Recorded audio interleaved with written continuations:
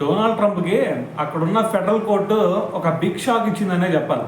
ఎందుకు భయ్యా అంటే మన మీద రీసెంట్గా, మన మీదే కాదు మిగతా ప్రపంచ దేశాలన్నిటి మీద కూడా టారిఫ్లు పెంచుకుంటూ పోయాడు కదా.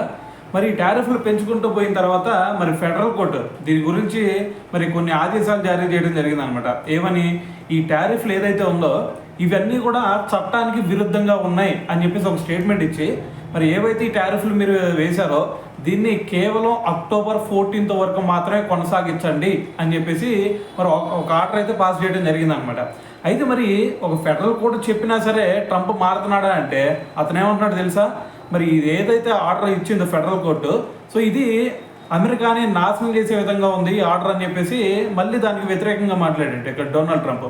అందుకని చెప్పేసి మరి ఫెడరల్ కోర్టు ఈ విధంగా ఆర్డర్ పాస్ చేసింది కదా, సో అందుకని చెప్పేసి నేను ఇది విన్నాను, నేను ఇక్కడ డైరెక్ట్గా సుప్రీంకోర్టుకి వెళ్ళి మరి అక్కడ తేల్చుకుంటానని చెప్పేసి ఇప్పుడు మళ్ళీ సుప్రీంకోర్టులో అయితే మరి దీని గురించి పిటిషన్ దాఖలు చేయడం జరిగింది అనమాట. సో మరి నాకు తెలిసి అక్కడ ఫెడరల్ కోర్టులో ఏదైతే మరి ఆర్డర్ వచ్చిందో సేమ్ ఇది ఎక్కడ కూడా సుప్రీంకోర్టులో కూడా మ్యాక్సిమం అదే రావచ్చు.